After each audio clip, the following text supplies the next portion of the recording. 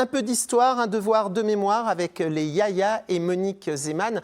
Alors, les Yaya, c'est le titre du film. Pour ceux qui ne savent pas, on va peut-être expliquer ce que c'est que les Yaya.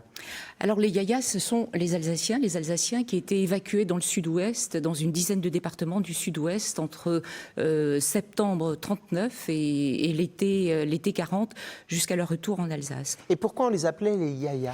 Parce qu'ils parlaient alsacien et les gens du sud-ouest, ils parlaient très peu le français. C'était une génération qui n'avait pas encore complètement la maîtrise du français. Et les gens du sud-ouest les entendaient sur leur banc dans les magasins dire « Yaya, Yaya ». Et donc, ils les appelaient les Yaya pour dire les Alsaciens.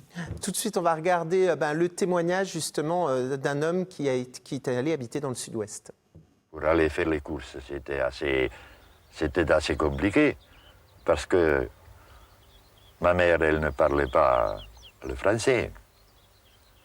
Alors, bien sûr, quand elles arrivaient chez l'épicier, par exemple, pour demander n'importe quoi, il fallait s'expliquer, il fallait faire des gestes, et finalement, ils sont bien arrivés. Seulement, il y avait un épicier qui s'est mis quand même assez à la page. Il a acheté un dictionnaire où c'était en français et traduit en allemand. Oui. Et de ce fait, je pense que ce commerçant, il a réalisé son commerce était assez florissant pendant que nous étions là. Alors c'est assez drôle parce que ce monsieur a à la fois l'accent alsacien et l'accent du sud-ouest, un mix des deux. Il y a beaucoup de personnes qui sont restées dans le sud-ouest. Alors on ne sait pas très bien le nombre exact de personnes qui sont restées. Il y a des étudiants qui étaient installés à la fac qui ne sont pas rentrés. Mais la majorité, quand même, est rentrée, quoi. Et il s'agissait quand même de plus de 350 000 personnes alsaciens, avec les Mosellans, 600 000 personnes, quoi. Ce documentaire, ce film a été réalisé en 1994. Non, il a été réalisé en 89 à l'occasion, il y a 30 ans. Alors, il y a sur 30 certains ans. sites internet, c'est mal écrit. Bon, en tous les cas, donc il a plus de 30 ans. Est-ce que quand vous le revoyez à l'heure actuelle, puisqu'il va être diffusé au cinéma L'Odyssée à Strasbourg le 7 octobre à 20h, lorsque vous le revoyez, est-ce que vous le referiez de la même façon ou est-ce qu'avec le recul, il y a et l'histoire qu'on a vécue ces dernières années, est-ce que vous changeriez l'écriture de ce film? Alors c'est difficile de réécrire un film, je l'ai fait il y a 30 ans, mais c'est sûr qu'à la lumière des vagues de migration ces dernières années, on ne le ferait plus de la même manière. En même temps, ce film, il a une force et une densité qu'il n'avait peut-être pas il y a 30 ans. Et puis la force de ce film, c'est que ces témoins n'existent plus. On ne pourrait plus faire ce film. Il y a 30 ans, on a pu le faire avec des témoins.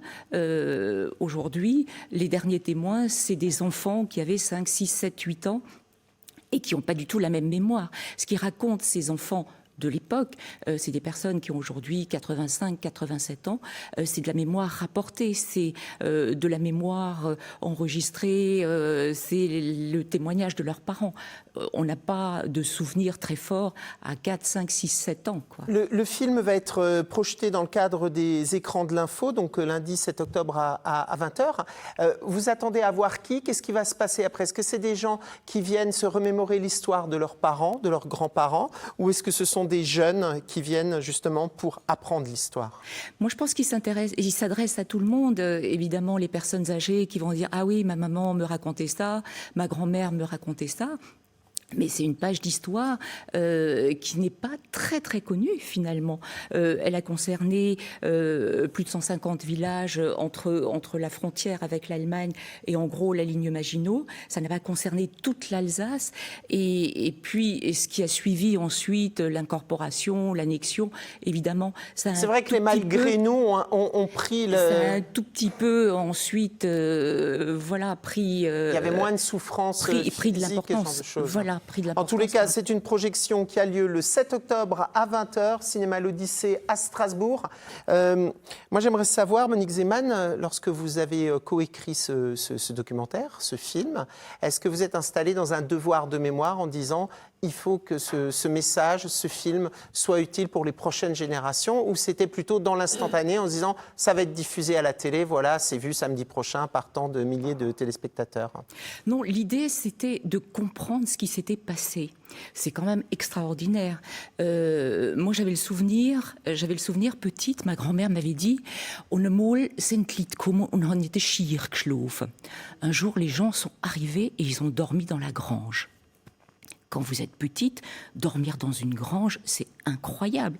On n'avait pas encore cette conscience comme ça des phénomènes migratoires. Et un jour, j'ai compris qu'il s'agissait de l'évacuation. Parce que l'évacuation, c'est quoi? C'est un jour, le 1er septembre, le tocsin sonne, tout le monde doit partir.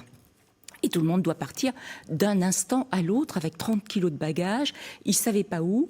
Et l'idée, c'était dans un premier temps de les dégager de cet espace probable terrain d'affrontement, donc déclenchement de la guerre sur cet espace entre la frontière et la ligne Maginot, ce qui n'a pas eu lieu. Dans un premier temps, donc, de les évacuer vers l'arrière-pays, vers le Piémont. Et donc, ils étaient, entre autres, à Littenheim. Et visiblement, c'était Schleital qui était à Littenheim, puisqu'ils avaient chaque fois un village parrain. Mais les gens, au départ, ne le savaient pas.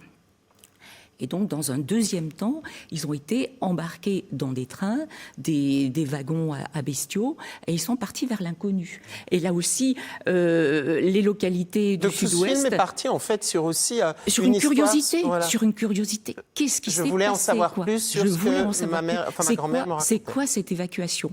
Et donc, j'ai découvert, au fur et à mesure, que c'était un choc de culture dans son propre pays. C'est-à-dire, les Alsaciens se trouvaient étrangers dans leur propre pays.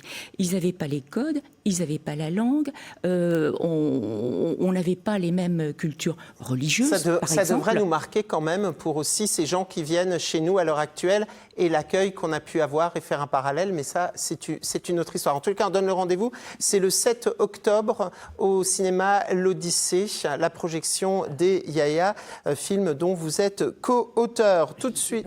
À 20h. Film, mais en tout cas, dans mon village, les gens qui étaient partis disaient qu'ils n'avaient pas de toilettes. Ils n'avaient pas de toilettes à l'intérieur des maisons.